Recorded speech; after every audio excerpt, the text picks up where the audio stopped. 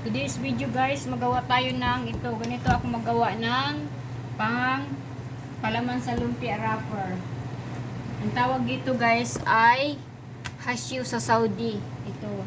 Ito guys, ito ang ipapalaman ko sa sambusa. Yan.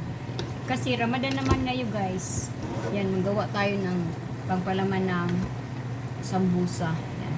Ito ang pangpalaman sa sambusa guys. May ano to guys, may patatas, may karni, konting karning manok, at saka repolyo, at saka patatas, at saka pa yung parang may kalabasa, may sili, yan, may kamatis. Ganito ka magawa ng ano guys, ng pang palaman. Kahit sa lumpia wrapper, pwede to siya guys. Ganito. I-try niyo guys sa lumpia wrapper guys. Tipid gasto. So, repolyo lang guys, at saka may konting karni. At saka, yan, gigisahin lang, oh. Isang buwan to guys, isang buwan na konsumo para sa Ramadan. Yan. Kasi mag-uumpisa na yung Ramadan dito sa 11. Sa March 11. Yan. Ganito ang buhay ng OFW guys, no? Dili basta-basta mag-abroad guys. Kayod kalabaw.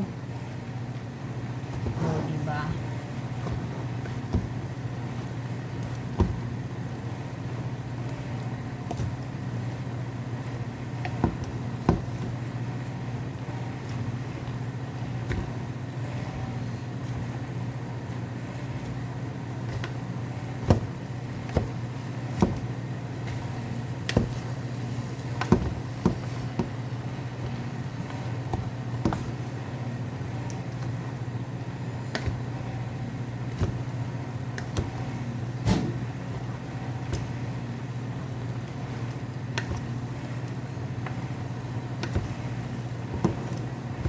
Lagyan ninyo ng konting maji para masarap din. Kahit dami siya. O yan guys. Yan guys, no? Yan ang ipapalaman ko sa sambusa dito. Ang pangalan sambusa. Pero pwede to ninyo ipalaman sa lumpia wrapper. Try niyo guys. Giniling lang na manok. At saka may mga lamas. Yan. At saka repolyo. O may patatas na yung maliit-liit na pagka ano ko. Binanggod ko lang para mabilis maluto siya. Yan. Pwede niyo i-try pag ano, pag palaman sa lumpia wrapper.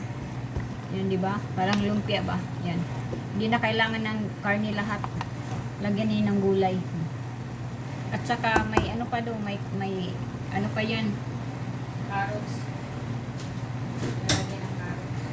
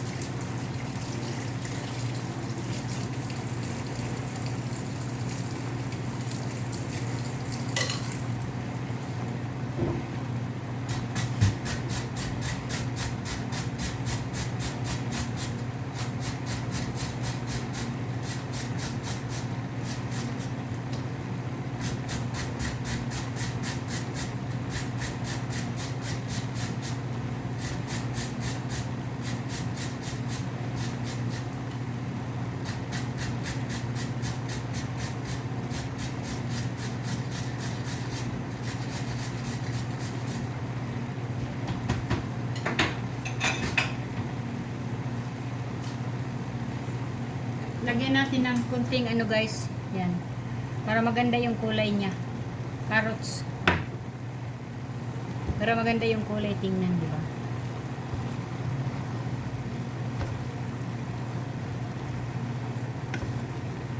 Try niyo sa ano, try niyo sa yan.